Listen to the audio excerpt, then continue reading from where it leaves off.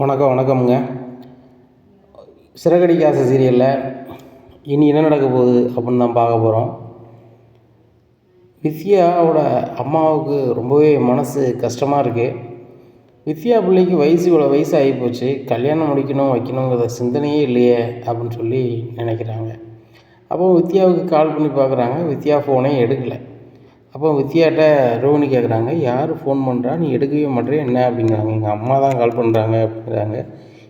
என்ன எதுன்னு கேளுடி, உங்கள் அம்மாவை பார்க்காத நிமிஷத்தில் எங்கள் அம்மாவை பார்க்கணும் போல இருக்குது அப்படி இப்படின்னு சொல்லுவேன். இப்போ உங்கள் அம்மா கால் பண்ணாங்கன்னா எடுக்க மாட்டேங்க அப்படிங்கிறாங்க.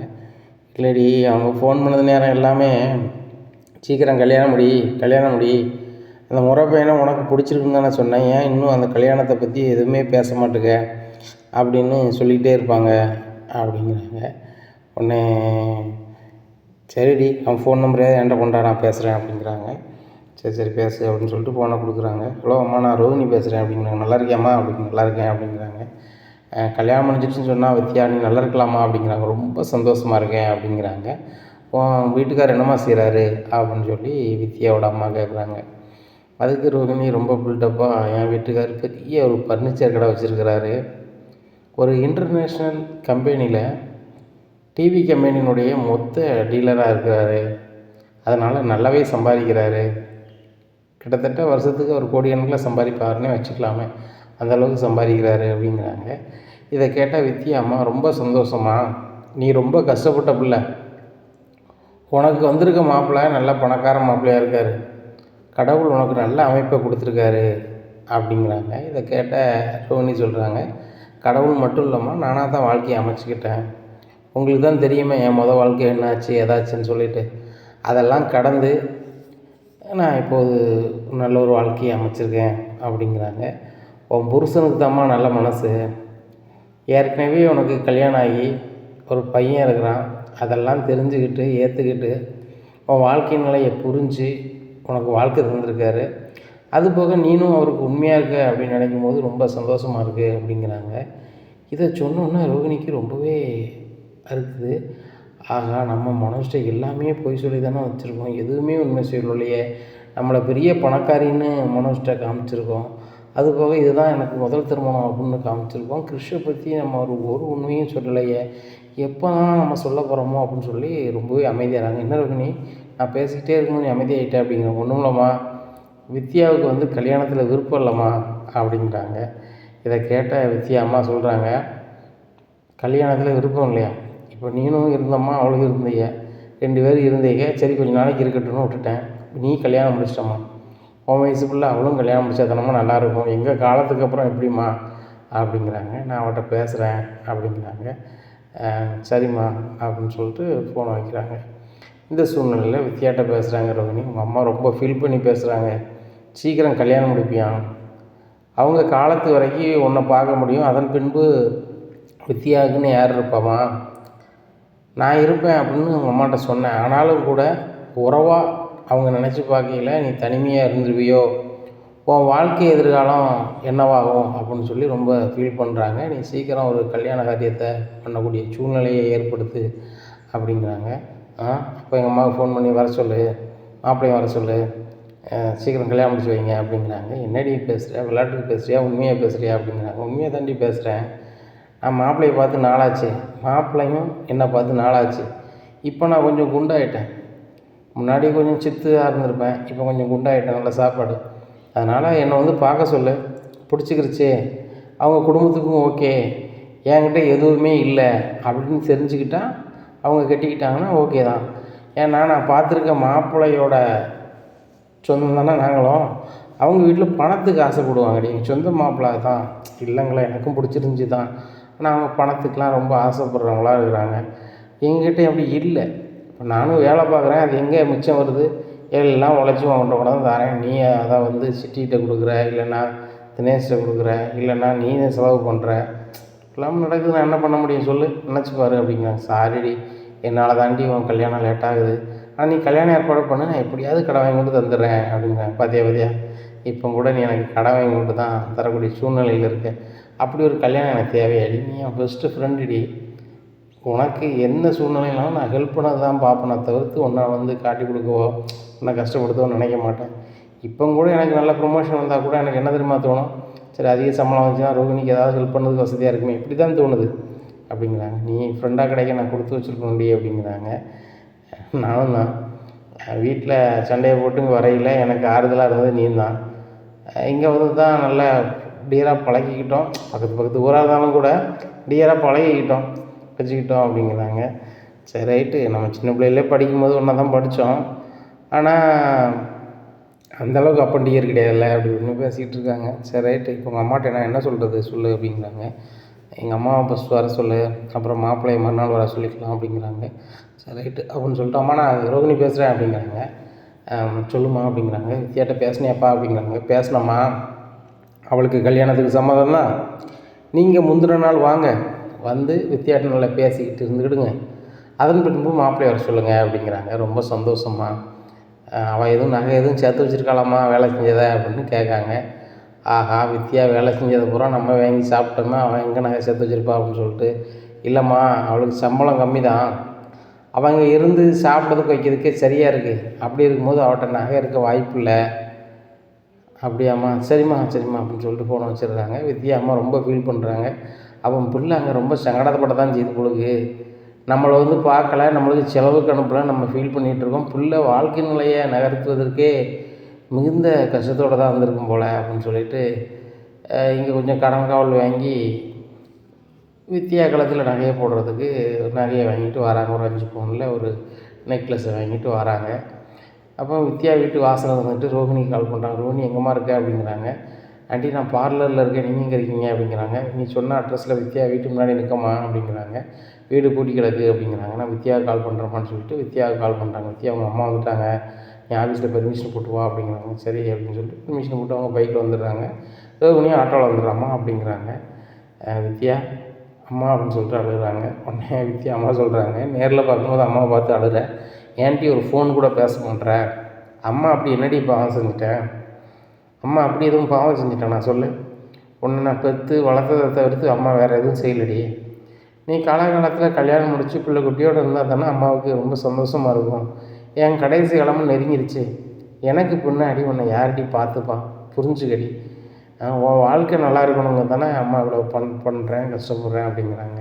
அம்மா நீ முதல்ல வாம்மா, நீ பேசும்போது இப்படி ஏதாவது அழுக வர்றது மாதிரி பேசுவேன், எனக்கு ரொம்ப கஷ்டமாக இருக்கும், நீ பேசணுன்னா நான் அப்படியே அங்கே வந்துடுவான் அப்படின்னு தோணும், வீட்டுக்கு வந்த பின்னாடி நீ ஒவ்வொரு நாளும் நீ படுத்த கஷ்டத்தை பார்க்கும்போது வேதனையாக இருக்குமா, அதனால தான்மா வரல, மற்றபடி எதுவுமே இல்லை அப்படிங்கிறாங்க. அப்போ என் பிள்ளை அவங்களோட பாசமாக தான் இருக்குது அப்படின்னு சொல்லி வித்யாவுக்கு எங்கள் அம்மா முத்தத்தெல்லாம் கொடுக்குறாங்க.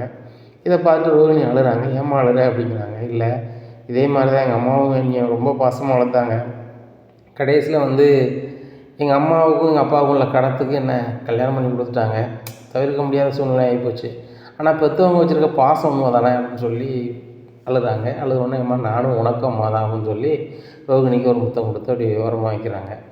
அப்போ அம்மா நான் சமைக்கிறம்மா நீ சாப்பிடுமா அப்படின்னு சொல்லி வித்யா சமைச்சு கொண்டு கொடுக்குறாங்க. நல்லா இருக்குது வித்யா, ரொம்ப சூப்பராக இருக்குது, அம்மா வந்து உன் கையால் இத்தனை வருஷத்துக்கு அப்புறம் சாப்பிட்ருக்கேன் அப்படின்னு சொல்லி அழுதுகிட்டே சாப்பிட்றாங்க. நீ அழகாம்மா அப்படிங்கிறாங்க.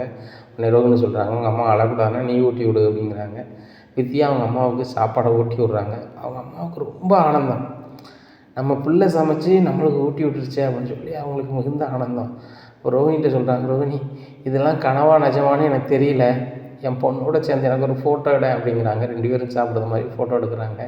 இல்லை நான் ஊரில் போய் பார்த்துப்பேன், என் மகளை வந்து நான் சின்ன வயசில் பக்கத்தில் வச்சு பார்த்துக்கிட்டது தான், அவன் கொஞ்சம் பெரிய ஆளான பிறகு சிட்டிக்கு வந்துட்டான், அதுக்கப்புறம் எனக்கு ஃபோன் பண்ணுறதோ நேரில் வர்றதோ எதுவுமே இல்லை, நான் தான் ஃபோன் நம்பரை வாங்கிக்கிட்டு ஃபோன் அடிப்பேன், அதுவும் எடுக்க மாட்டான், நீங்கள் அப்பப்போ பேசுவேன், அதோட சரிம்மா அப்படிங்கிறாங்க. ஏய் வித்யா, நீ எங்கள் அம்மாக்கிட்ட நான் பேசாமல் இருந்தேன் எவ்வளோ கோவப்படுவேன், நீ மட்டும் உங்கள் அம்மாட்ட பேசாமல் இருக்க, இது நியாயமா, அது சரி கிடையாது, அம்மா பாசம் வந்து அது பொய்மை கிடையாது, உண்மைத்தன்மை வாய்ந்தது, அதுக்கு நம்ம மரியாதை கொடுக்க தான் செய்யணும், அவங்க காலத்துக்கு நம்ம மரியாதை செலுத்த தான் செய்யணும் அப்படி இப்படிங்கிறாங்க.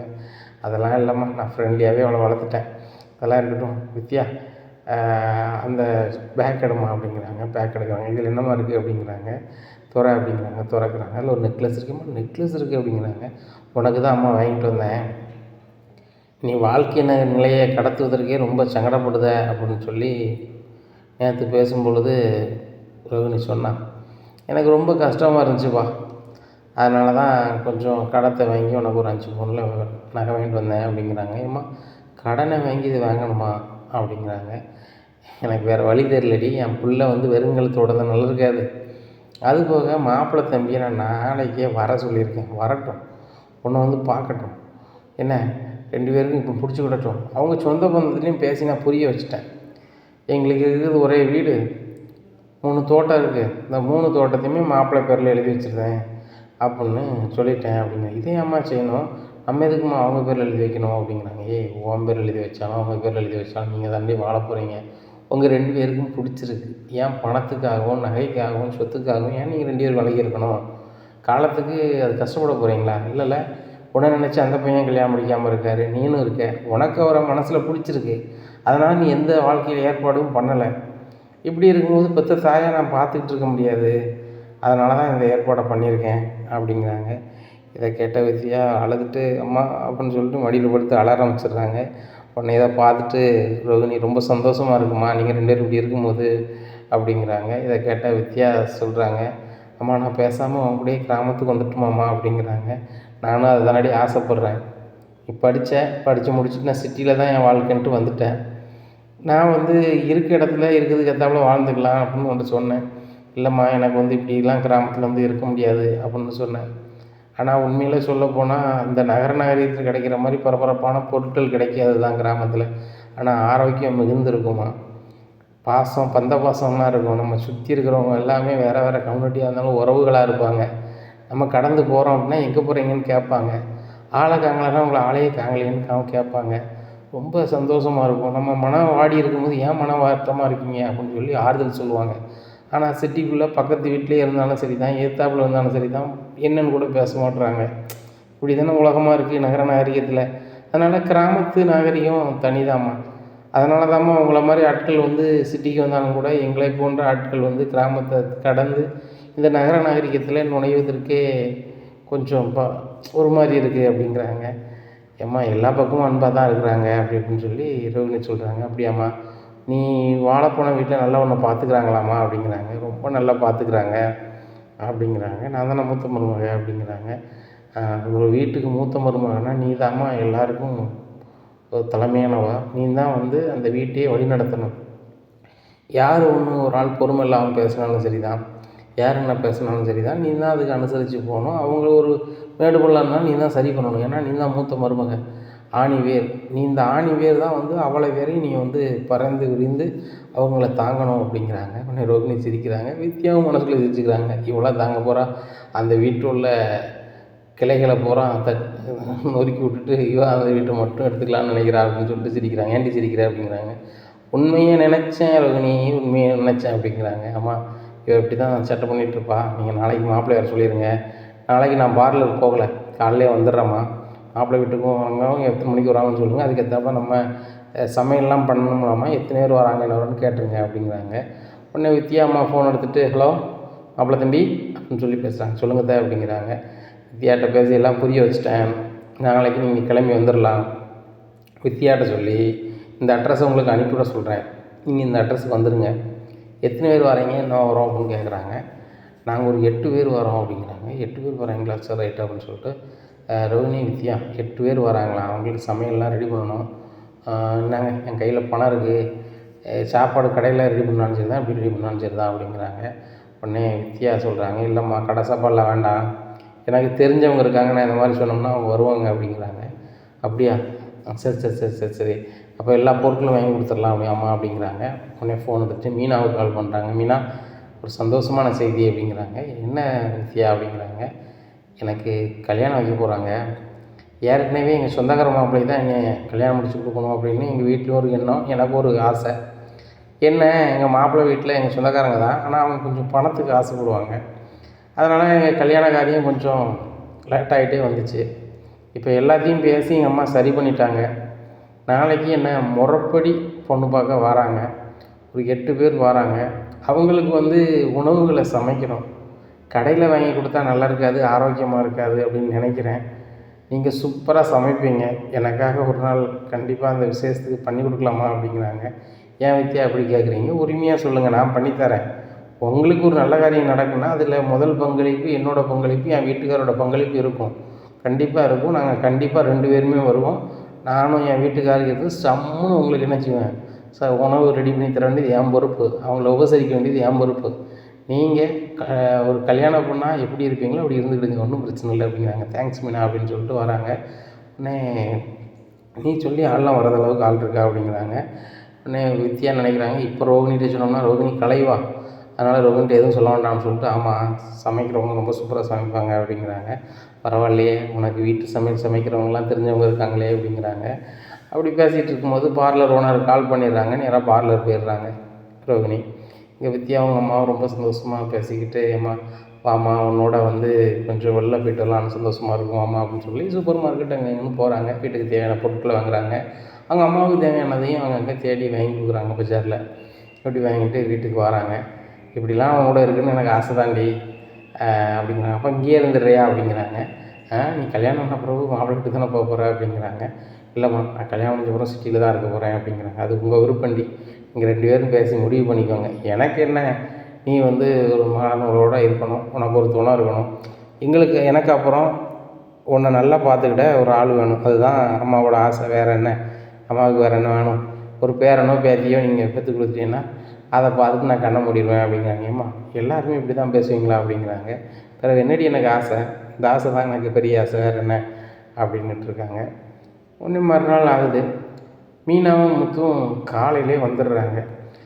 மீனா சமையல் வேலையை பார்க்குறாங்க. முத்து வாழை மரம் கட்டுறது, வைக்கிறது, சேர் குஞ்சு எல்லாம் ரெடி பண்ணுறது எல்லாம் பண்ணுறாங்க. உடனே வித்தியா முத்துட்ட ரொம்ப நன்றி அப்படிங்க. இதில் என்ன இருக்குது, என் வீட்டை மாட்ட சொல்லியிருக்கீங்க, ஒரு உரிமையாக ஒரு உறவு மாதிரி நினைக்கிங்க. நீங்கள் ரோஹிணியோட ஃப்ரெண்டாக இருக்கலாம், ஆனால் நீங்கள் எங்கிட்ட கேட்ட முன்னாடி மீனாவும் உங்களுக்கு ஃப்ரெண்ட் ஆகிட்டா. நான் ஃப்ரெண்டோட என் முன்னாடி நீங்கள் ஃப்ரெண்டு, அப்படி இருக்கும்போது நான் அப்படி செய்யாமல் இருக்க முடியும் சொல்லுங்கள். அப்படி இப்படி சொல்லிட்டு வேலை செஞ்சிட்ருக்காங்க. இங்கே ரோகிணி வீட்டுக்கு வராங்க. முத்து அந்த நேரத்தில் ஏதோ ஒன்று வாங்க வெளியே போயிடுறாங்க, செண்டு ஏதோ வாங்கிறதுக்கு போயிடுறாங்க. அப்போ வீட்டு வாசல் கொண்டு வித்தியாசம் பயங்கரமாக மணக்க, யாரை கூப்பிட்டு சமைச்சிட்ருக்க அப்படிங்கிறாங்க. எல்லாம் நம்மளுக்கு தெரிஞ்சவங்க தான், வா வா அப்படின்னு சொல்லிக்கிட்டு இருக்காங்க. உடனே ரோகிணி வீட்டுக்குள்ளே வராங்க. அங்கே மீனா உள்ளேருந்து கிச்சன்லேருந்து வெளில வராங்க. மீனா நீங்கள் எப்படி அப்படிங்கிறாங்க. வித்தியா தான் நேற்று கால் பண்ணாங்க, என்னை கெட்டிக்க போகிற மாப்பிள்ளை வருவாங்க, அவங்க சொந்தக்காரங்களாம் சேர்ந்து ஒரு 8 பேர்கிட்ட வராங்க.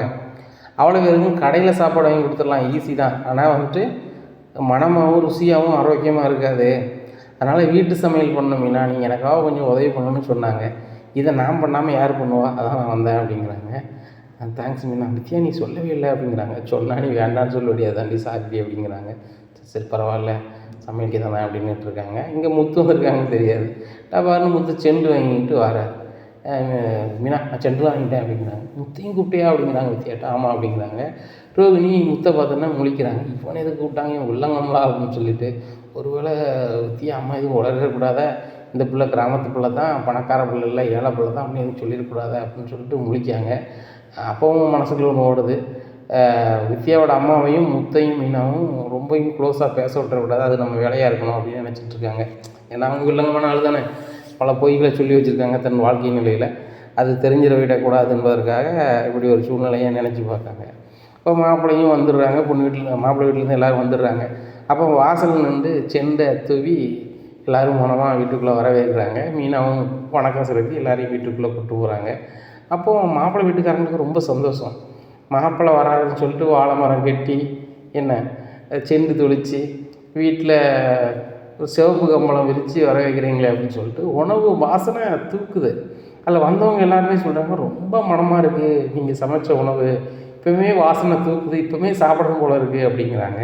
உடனே வித்தியா அம்மா சொல்கிறாங்க, இப்போவுமே சாப்பிட்லாம், ஒன்றும் பிரச்சனை இல்லை, சாப்பிட்டு கூட நம்ம பேசிக்கலாம் அப்படிங்கிறாங்க. இல்லை இல்லை, நம்ம முறைப்படி தாம்பலம் மாற்றாமல் கை நினைக்கிறது அவ்வளோ நல்லா இருக்காது.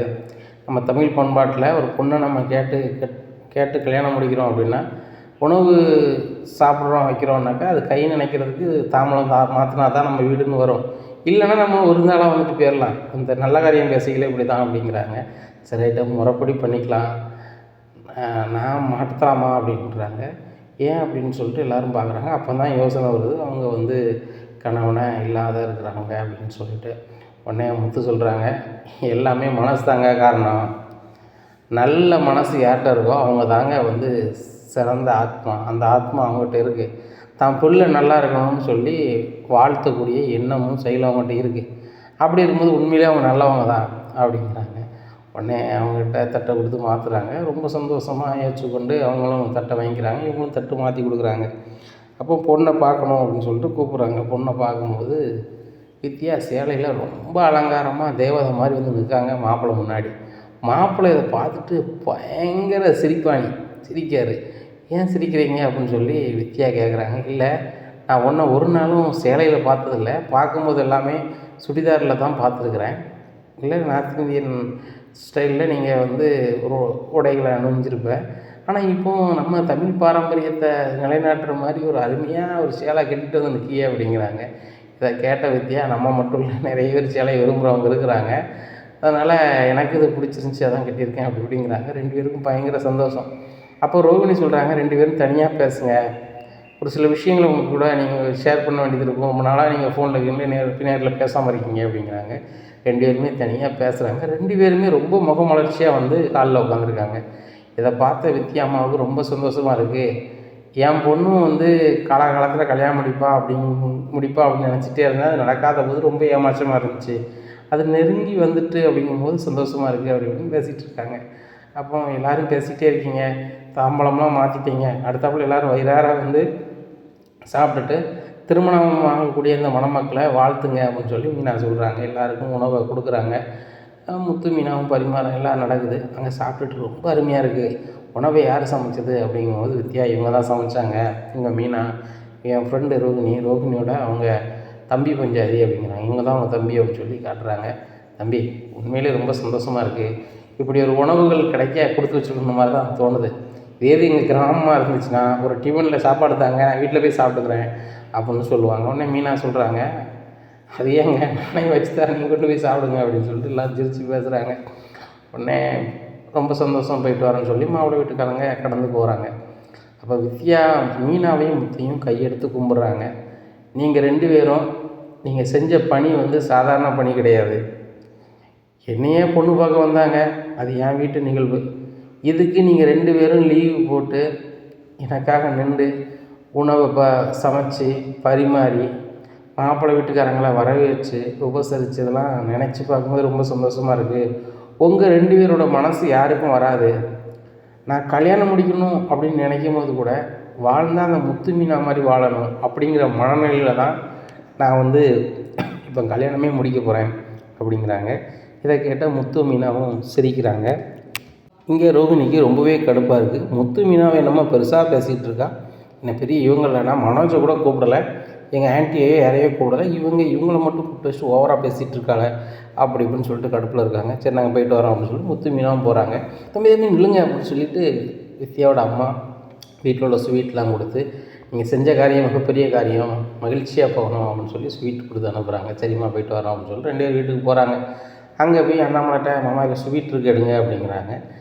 உடனே விஜயா கேட்குறாங்க, நான் அன்னைக்கே சொல்லியிருக்கேன் அவருக்கு சுகர் இருக்குது, ஸ்வீட் கொடுக்கக்கூடாது வைக்கக்கூடாதுன்னு சொல்லிட்டு நீ எப்படி கொடுக்கலாம் அப்படிங்கிறாங்க. இல்லை, ஒரு நல்ல காரியம் நடந்திருக்கு, ரோகிணியோட ஃப்ரெண்டுக்கு கல்யாணம் நடக்க போகுது, அந்த முறை பையன் வந்து பொண்ணு பார்க்க வந்திருந்தாங்க, வித்யா வந்து என்னை கூப்பிட்டுருந்தாங்க, என்னை பொண்ணு பார்க்க வராங்க, எனக்கு ஒரு கொஞ்சம் உங்கள் உதவி தேவைப்படுது அப்படின்னு சொன்னோன்னே விஜயாவுக்கு ரொம்பவே கடுப்பாகுது. வித்யாவுக்கு என்ன ஹெல்ப் நீ பண்ண அப்படிங்கிறாங்க. அவங்க வீட்டில் இருந்து ஒரு 8 பேர் மாப்பிள்ளை வீட்டிலேருந்து பொண்ணு பார்க்க வராங்க, வீட்டு சாப்பாடு மாதிரி ரெடி பண்ணணும்னா அவங்கள வரவேற்கணும், எனக்கு சொந்த பந்தம்னு சிட்டிக்குள்ளே யாரும் இல்லை, நீங்கள் தான் சொந்தமாக இருந்து பண்ணணுன்னாங்க, நானும் என் வீட்டுக்காரர் போயிட்டு வந்தோம் அப்படிங்கிறாங்க. இதை கேட்ட விஜயாவுக்கு சரியான கடுப்பாகுது. இப்போ ரோகிணி வரலையா அப்படிங்க, ரோகிணி அங்கே தான் இருக்காங்க அப்படிங்கிறாங்க. ரோகிணிக்கு கால் பண்ணுறாங்க. ரோகிணி, உன் ஃப்ரெண்டுக்கு வந்து கல்யாணம் நிச்சயப்பட்டிருக்கு, நீ மனோஜெல்லாம் கூப்பிட்டு போகணும், எதுக்கு இந்த முத்து மீனாவே வர வச்சுருக்கீங்க நீங்கள் 2 பேரும் அப்படிங்கிறாங்க. உடனே முத்து வந்து அதை கேட்டுட்டு, பார்த்தியா மீனா அப்படின்ட்டு இருக்காங்க. அங்கே இல்லத்த நான் கூப்பிடல, வித்யா கூப்பிட்ருக்கா அப்படிங்கிறாங்க.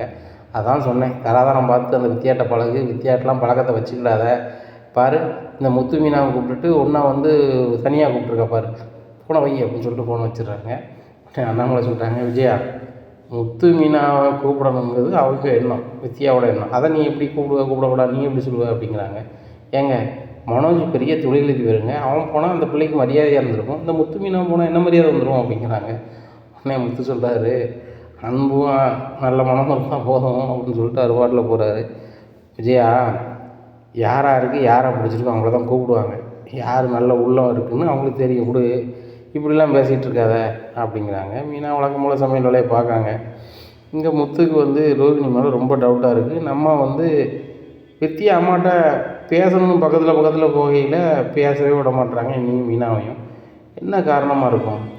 அதுபோக மீனா பேரில் கெட்ட பேர் வரக்கூடாதுன்னு சொல்லிட்டு 2 லட்சத்தை கொண்டு வந்து பார்வதி வீட்டில் கொடுத்ததாக சொல்கிறாங்க. இந்த ரோகிணியோட மொழியும் சரியில்லை, ஒன்றும் சரியில்லை. என்னவா இருக்கும், எதனால் கொடுத்துருப்பாங்க அப்படின்னு சொல்லி பல மாதிரி குழம்புதாங்க. அப்போ தான் உங்களுக்கு ஒரு யோசனை வருது, எதையாவது பண்ணி போட்டு வாங்கணுமே அப்படின்னு நினைக்காங்க. இப்படியா இருக்குது. இந்த சூழ்நிலையில் அந்த நாள் கடந்து போகுது. மறுநாள் காலையிலே விடியும் போது சிட்டி ஆஃபீஸை கிராஸ் பண்ணி காரில் போகிறாங்க. அப்போ ரோகிணி கரெக்டாக சிட்டி ஆஃபீஸ்க்குள்ளே போகிறாங்க.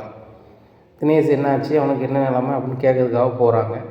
உடனே சிட்டி அங்கே 2 போய் சொல்கிறாரு, நல்லா இருக்காப்புல, ஒன்றும் பிரச்சனை இல்லை, ஆனால் வந்து வைத்தியர் வந்து இன்னொரு 1 லட்சம் ஆகும் அப்படின்னு சொல்லுதாரு. 1 லட்ச ரூபாய் கொடுக்கலன்னா அவன் ஒழுங்காக பார்க்காம விட்டுறக்கூடாது. பார்க்காம விட்டோம்னா ஆள் வாயை பிளந்துருவான். வாயை பிளந்தாங்கன்னா நான் என்ன செய்யணும் எனக்கு தெரியாது. நான் தூக்கி கொண்டு உங்கள் கடையிலையோ உங்கள் பார்லர்லேயோ இல்லை உங்கள் வீட்லேயோ இந்த 3 இடத்துல தான் எங்கேயா கொண்டு போட வேண்டியிருக்கும். அதனால் நீங்கள் ஒரு 1 லட்ச ரூபா புரட்ட பாருங்கள் அப்படிங்கிறாங்க. என்ன சிட்டி, நான் அவனுக்கு என்னாச்சு ஏதாச்சுன்னு கேட்காம இருக்க மாதிரி நேரில் கேட்டுருமேன்னு வந்தால் நீ இப்படி சொல்லுதீங்களே அப்படின்னு சொல்லிட்டு பேசுகிறாங்க.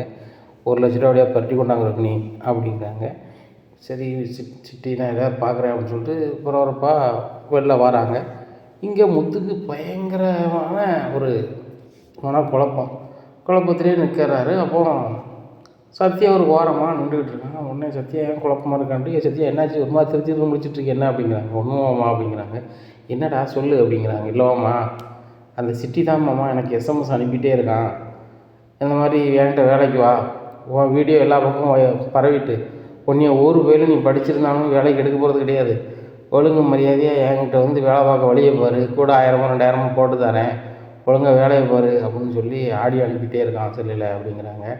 உடனே அப்படியே கொடு அப்படின்னு சொல்லிட்டு ஆடியோ ஓப்பன் பண்ணி பார்க்குறாங்க. அவன் வாய்ஸில் வருது. இதை வேணும்னு தான் முத்துக்கு ஒரு ஐடியா வருது, நம்ம ஏன் இதை வச்சு ஒரு போட்டு வாங்கக்கூடாது அந்த ரோகிணியை அப்படின்னு சொல்லி நினைக்கிறாங்க. அப்போது நேராக காரில் ஏறமாப்பில் அப்படின்னு சொல்லிட்டு காரில் ஏற சொல்லிட்டு நேராக ஸ்டூடியோவுக்கு போகிறாங்க. அங்கே ஸ்டூடியோவில் ரொம்ப பரபரப்பாக நம்ம சுருதி பேசிகிட்டு இருக்காங்க. அப்போ சுருதியை பார்க்கணும் அப்படிங்கிறாங்க. நீங்கள் யார் அப்படின்னு சொல்லி கேட்குறாங்க. அவங்களோட வீட்டுக்காரோட அண்ணன் மட்டும் சொல்லுங்கள் அப்படிங்கிறாங்க. ஏம்மா அவங்க வீட்டுக்காரோட அண்ணன் வந்திருக்காரு அப்படின்னு. யார், மனோஜா அப்படின்னு சொல்லிட்டு வந்து பார்க்குறாங்க. முத்து நீங்களா அப்படிங்கிறாங்க. ஆமாம் சுருதி, எனக்கு ஒரு உதவி பண்ணணும் அப்படிங்கிறாங்க. என்ன அப்படிங்கிறாங்க. ஒன்றும் இல்லை, நான் ஒரு குரலை போட்டு காமிப்பேன், அதே மாதிரி நீங்கள் பேச முடியுமான்னு மட்டும் சொல்லணும் அப்படிங்கிறாங்க. எந்த குரலாலும் பேசிடுவேன், அது ஜென்ஸாக இருந்தாலும் சரி தான், லேடியாக இருந்தாலும் சரி தான் அப்படிங்கிறாங்க. இதை கேளுங்க அப்படின்னு சொல்லி போட்டு காமிக்கிறாங்க. இந்த குரல் ஜென்ஸு குரல்லாம் பேசிடுவேன் அப்படிங்கிறாங்க. அதே மாதிரி பேசுகிறாங்க. ரொம்ப சூப்பராக பேசுகிறீங்க, நான் சொல்லுத ஒரு ஃபோன் நம்பருக்கு மட்டும் இப்படி பேசணும் அப்படிங்கிறாங்க. எப்படி பேசணும் அப்படிங்கிறாங்க. ஹலோ ரோகிணி அப்படின்னு சொல்லிவிட்டு நீங்களே என்ன செஞ்சிடணும், ஃபோனை கட் பண்ணிடணும். அதுக்கப்புறம் அவங்க பேசுகிறத ரெக்கார்ட் பண்ணணும் அப்படிங்கிறாங்க. சரி ரைட், அந்த நம்பர் கொடுங்க அப்படிங்கிறாங்க. உங்கள் நம்பர்லேருந்தே பண்ணுங்கள் அப்படிங்கிறாங்க. என் நம்பரில் தான் சரி வராது. ஓ சாரி உங்கள் நம்பர் சத்யா செல்லை கொண்டா அப்படிங்கிறாங்க. சத்யா செல்லை வாங்குறாங்க. வாங்கி ரோகிணி நம்பரை கால் பண்ணி கொடுக்குறாங்க. இது ரோகிணி நம்பரில் அப்படிங்கிற ரோகிணி நம்பர் தான், நான் சொல்லுறது மட்டும் இந்த குரலில் பேசுங்க அப்படிங்கிறாங்க. ஹலோ ரோகிணி, நான் சிட்டி பேசுகிறேன் அப்படின்னு சொல்லிட்டு கட் பண்ணிடுறாங்க. மறுபடி ரோகிணி கால் பண்ணுறாங்க. இங்கே கட் ஆகிடுது. 2-3 வாட்டி அப்படி பண்ணுறாங்க. மறுபடியும் ரோகிணியை கால் பண்ணி, என்ன சிட்டி என்னாச்சு, தினேஷுக்கு என்னாச்சு, ஏற்கனவே நீ 2 லட்ச ரூபா வேணும்னே, நான் வந்து எனக்கு தெரிஞ்ச ஆன்ட்டி வீட்டில் எடுத்துக்கொண்டு கொடுத்தேன், இப்போ திடீர்னு 1 லட்சம் வேணும்னு நீ கேட்குற, ரெடி பண்ணி தரேன், எப்படியாவது தினேஷை காப்பாற்று, தினேஷுக்கு ஏதாவது ஆகிட்டுனா நான் தான் மாட்டிப்பேன், சரியா சிட்டி, நான் பணம் ரெடி பண்ணிட்டு உனக்கு கால் பண்ணுறேன் சிட்டி அப்படின்னு சொல்லிட்டு ஃபோன் வச்சுருக்காங்க.